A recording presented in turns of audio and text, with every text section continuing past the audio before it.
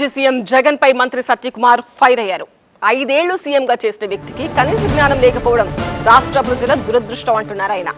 గతంలో టీడీపీ ప్రతిపక్ష హోదాను ఎద్దేవా చేసిన జగన్ ఇప్పుడు 11 సీట్లు తెచ్చుకుని ప్రతిపక్ష హోదా అడగడం విడ్డూరం అంటున్నారు సత్యకుమార్.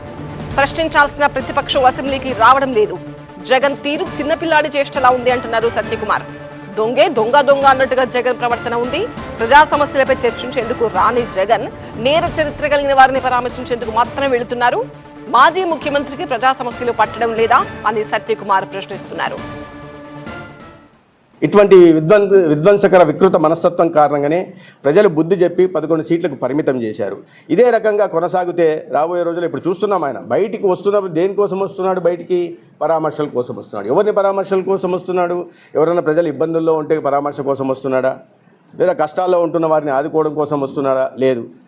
చాలా హీనమైన కేసులలో IIHM స్టూడెంట్స్ ప్రపంచం మొత్తం ఉద్యోగాలు చేస్తూ లక్షల్లో జీతాలు సంపాదిస్తున్నారు. ఇప్పుడే చేరండి international institute of hotel management.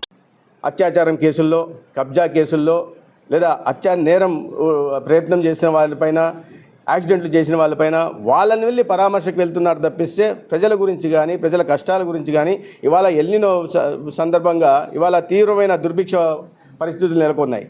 వర్షాభావ పరిస్థితులు నెలకొన్నాయి. ఈ సమయంలో రైతులకు సంబంధించిన విషయాల మీద మాట్లాడండి, రైతుల దగ్గరికి వెళ్ళండి, వ్యవసాయం ఏ రకంగా ఉండబోతున్న విషయాన్ని అవగాహన కలిగి ప్రభుత్వం చేస్తున్న విషయాల్లో మీరు మాట్లాడండి లేదా ప్రశ్నించండి. అంతేగాని పరామర్శలకి, దొంగలకి, దోపిడీదారులకి, కబ్జాదారులకి, అవినీతి పరులని పరామర్శలకు పోవడానికి ఉంటున్న టైము ప్రజల కష్టాలను ప్రస్తావించడానికి జగన్మోహన్ రెడ్డి గారి దగ్గర లేదు.